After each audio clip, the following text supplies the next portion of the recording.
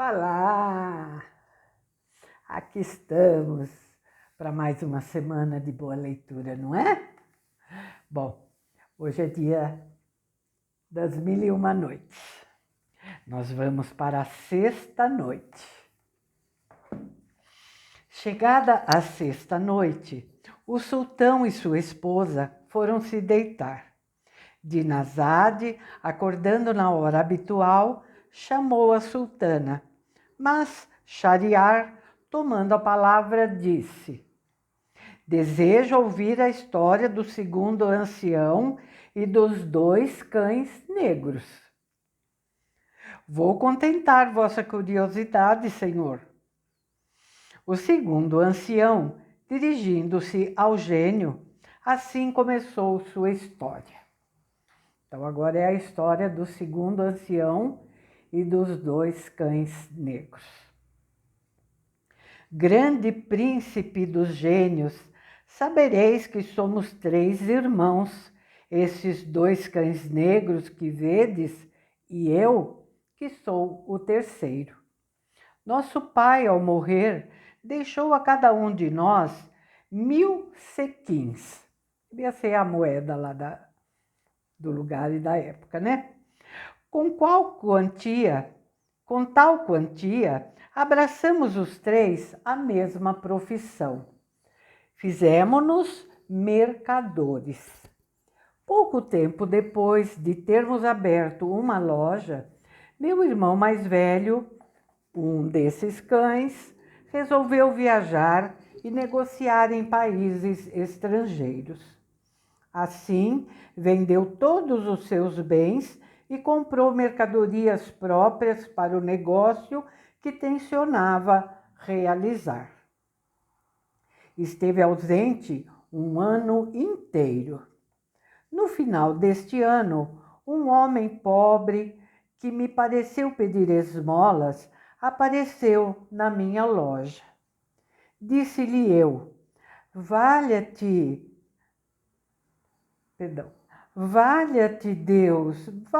Deus a ti também, respondeu-me ele. É possível que me não reconheças? Examinando-o cuidadosamente, o reconheci. Ah, meu irmão! Exclamei, abraçando-o. Como poderia tê-lo reconhecido em tal estado? Mandei-o entrar e perguntei-lhe sobre sua saúde e do êxito da sua viagem. Não me perguntes isso, disse-me ele. Vendo-me, vês tudo. Seria renovar a minha tristeza contar-te pormenorizadamente todas as minhas desgraças durante este ano, as quais me reduziram ao estado em que me encontro. Fechei imediatamente a loja. Abandonando qualquer outra preocupação, levei-o ao banho e dei-lhe as mais belas vestes do meu guarda-roupa. Depois, examinei meus registros de venda e compra.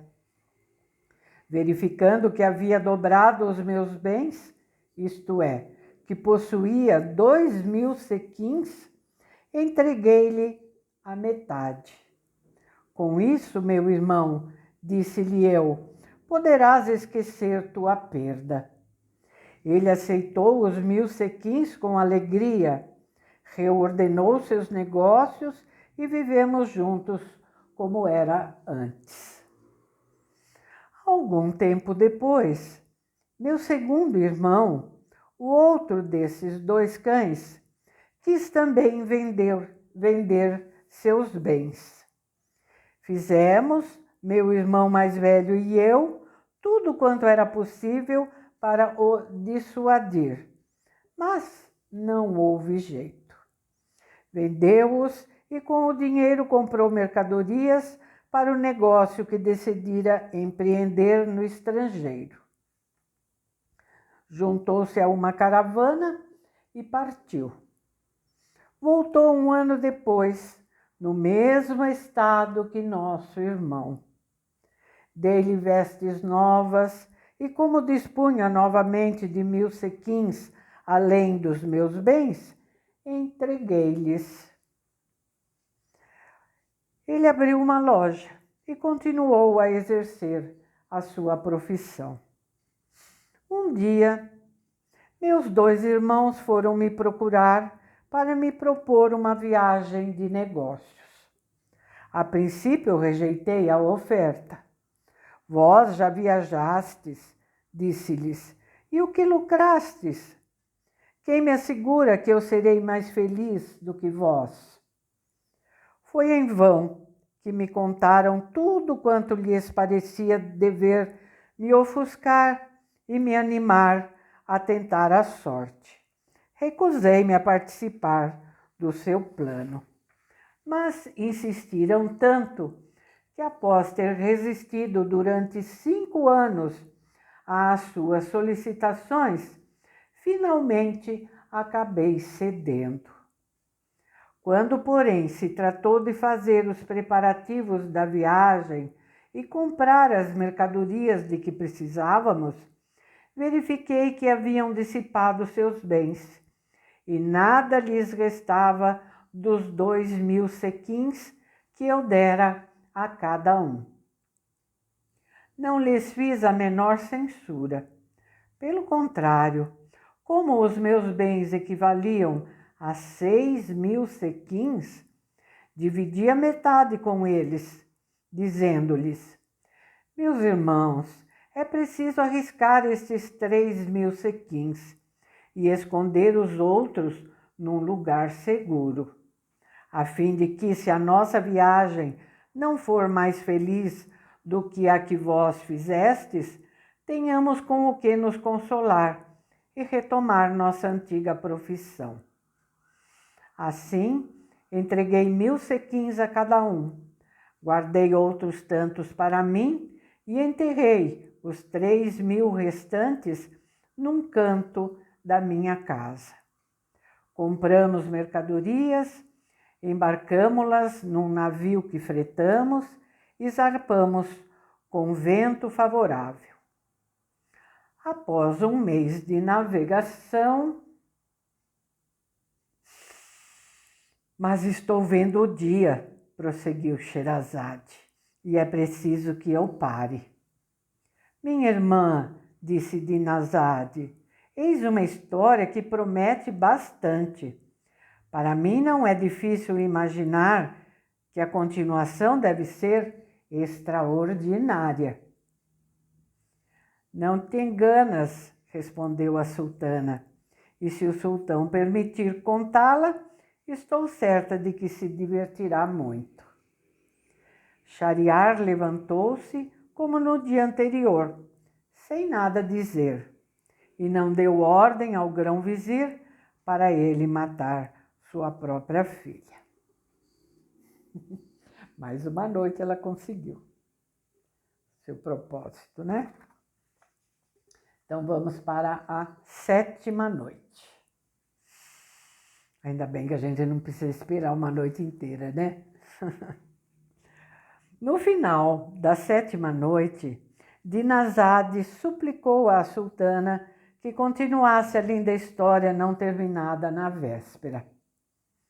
Com todo prazer, respondeu Sherazade, e para retomá-la, direi que o ancião, acompanhado dos 2 cães negros, prosseguindo a narração da sua história ao gênio, aos outros 2 anciãos e ao mercador, disse: enfim, após 2 meses navegando, chegamos a um porto, onde desembarcamos e nos livramos com bom proveito das mercadorias.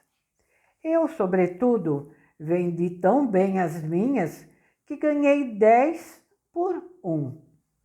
Em seguida, compramos outras daquele país para vendê-las no nosso. Quando já estávamos prontos para embarcar e voltar, encontrei à beira-mar uma jovem e formosa mulher pobremente vestida.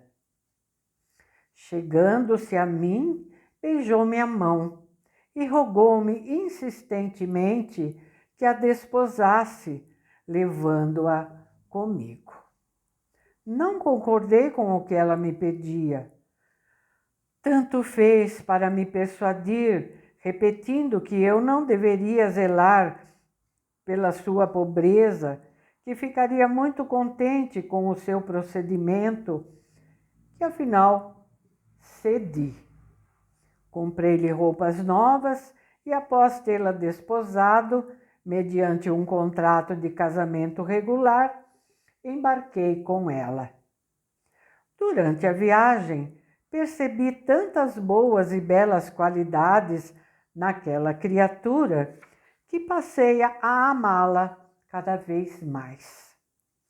Entretanto, meus 2 irmãos, que não tinham feito tão bons negócios como os meus, e não viam com bons olhos minha prosperidade, começaram a me invejar, chegando a ponto de conspirar contra a minha vida. Uma noite, enquanto minha esposa e eu dormíamos, lançaram-nos ao mar. Minha esposa, que era uma fada e por conseguinte gênio, não se afogou. Quanto a mim, é certo que sem o seu auxílio teria morrido. Mal caí na água, porém, ela me levantou e me levou para uma ilha.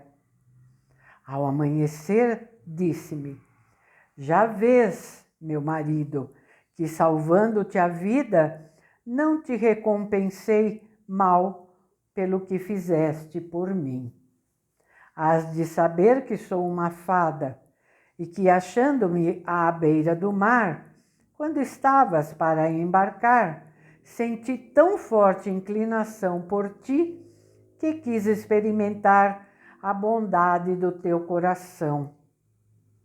Por conseguinte, apresentei-me disfarçada como me viste. Foste generoso comigo e estou contentíssima por ter tido a oportunidade de te demonstrar todo o meu reconhecimento. Mas estou zangada com teus irmãos e não sossegarei enquanto não lhes tiver tirado a vida. Ouvi com admiração as palavras da fada e agradeci-lhe da melhor maneira possível o favor que lhe devia. Mas, senhora, disse-lhe, quanto a meus irmãos, suplico-te que lhes perdoe. Por mais razão que tenha de queixar-me deles, não sou cruel a ponto de lhes desejar a perdição.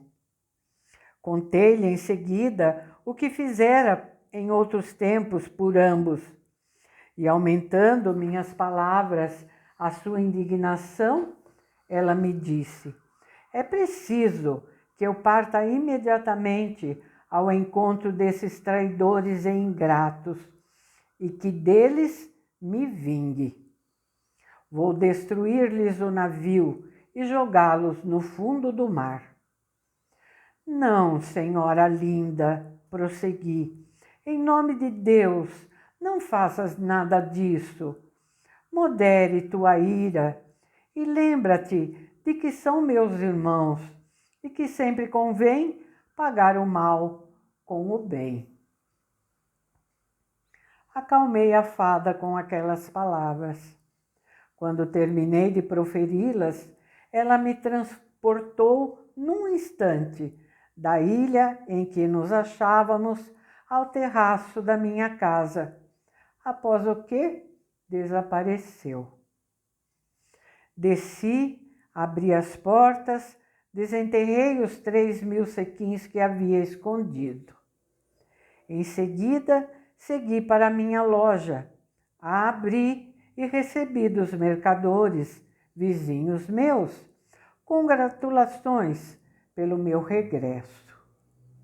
Já em casa, vi esses 2 cães negros que de mim se aproximaram humildes.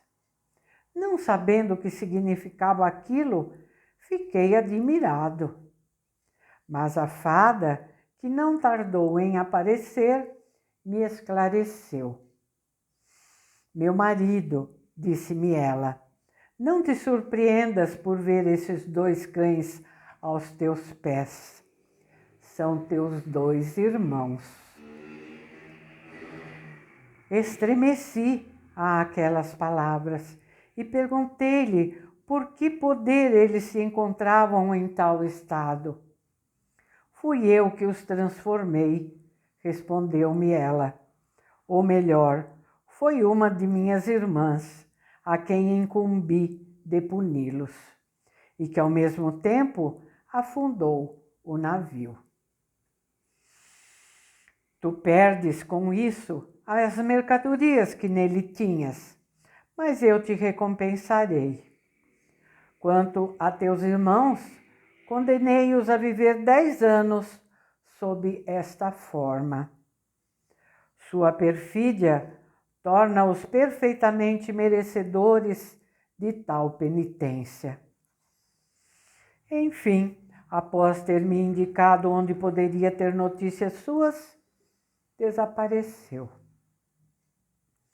Agora que os 10 anos se passaram, estou a caminho para ir encontrá-la. E como, passando por aqui, vi este mercador e o bom ancião acompanhado da corça, detive-me com eles. Eis aí a minha história, ó príncipe dos gênios. Não vos parece das mais extraordinárias? Concordo, respondeu o gênio, e por ela desconto o 2º terço do crime de que é culpado este mercador. Mal o 2º ancião terminou, o 3º tomou a palavra e fez ao gênio a mesma pergunta dos 2 primeiros, isto é, se perdoaria ao mercador o 3º terço do seu crime, caso a história que ia contar superasse pela singularidade as 2 que acabara de ouvir. O gênio fez-lhe a mesma promessa. Ouvi, pois, disse-lhe o 3º velho. Mas está amanhecendo, disse Sherazade, e eu devo parar. Admiro bastante, minha irmã, disse Dinazade, as aventuras que acabas de narrar. Sei muitíssimas outras, respondeu a sultana, mais lindas, muito mais lindas. Shahriar, querendo saber se a história do 3º ancião era mais interessante que a do 2º, adiou para o dia seguinte a morte de Sherazade.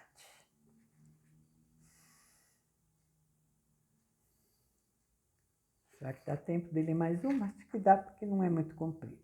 8ª noite. Apenas Dinazade notou que estava na hora de acordar a sultana, suplicou-lhe, enquanto aguardavam o dia, que lhe contasse uma história bonita. Conta-nos a do 3º ancião, ordenou o sultão a Sherazade. Custa-me crer que seja mais maravilhosa que a do ancião acompanhado dos 2 cães negros. O 3º ancião contou sua história ao gênio, mas eu não vô-la direi, porque não é do meu conhecimento. Sei apenas que era tão superior às 2 precedentes, pela diversidade das suas maravilhosas aventuras, que o gênio ficou assombrado. Nem bem havia ouvido o fim, disse ao 3º ancião, concedo-te o último terço do perdão do mercador. Bem deve ele agradecer a vós 3 por ter sido salvo pelas vossas histórias. Sem vós, não estaria mais no mundo. Assim desapareceu, com grande alegria dos 4 homens. O mercador não deixou de agradecer aos seus 3 salvadores, os quais se congratularam com ele por vê-lo fora de perigo. Depois despediram-se, seguindo cada um o seu caminho. O mercador voltou para sua mulher e os filhos, e com eles permaneceu tranquilo o resto dos seus dias. Mas, Senhor, por mais lindas que sejam as histórias que até agora contei a Vossa Majestade, não se comparam à do pescador. Dinazade, vendo que a sultana se detinha, disse-lhe: minha irmã, já que ainda nos sobra tempo, conta-nos a história desse pescador. O sultão, com certeza, não se oporá. Shahriar deu o consentimento e Sherazade, retomando a palavra, assim prosseguiu. A história do pescador. Houve outrora um pescador idoso e tão pobre que mal conseguia ganhar o suficiente para não deixar morrer de fome sua mulher e seus 3 filhos. Todos os dias costumava ir pescar, de madrugada. E todos os dias, assim havia ele mesmo estipulado, lançava a rede 4 vezes apenas. Uma noite partiu ao luar, rumo à praia. Despiu-se e lançou sua rede. Ao puxá-la, sentiu, em princípio, resistência. Julgando ter feito uma boa pesca, rejubilou-se. Mas, um momento depois, percebendo que no lugar de peixe não havia na rede senão a carcaça de um burro, deprimiu-se. Sherazade, a essa altura, deixou de falar, pois vira que o dia começava a nascer. Minha irmã, disse Dinazade, confesso-te que esse começo me encanta e prevejo que a continuação há de ser muito interessante. Não há nada mais surpreendente que a história do pescador, respondeu a sultana. E tu concordarás na próxima noite, se o sultão me conceder a graça de mais um dia de vida. Shahriar, curioso em saber qual seria a pesca do pescador, não quis que Sherazade morresse naquele dia. Por conseguinte, levantou-se e não deu a ordem cruel. Bom, no próximo vídeo nós vamos ficar sabendo a tal história do pescador. Tá bom? Então amanhã estarei de volta para ler para vocês o próximo capítulo do livro O Caibalho. Tá bom? Até lá então. Tchauzinho, um abraço a vocês.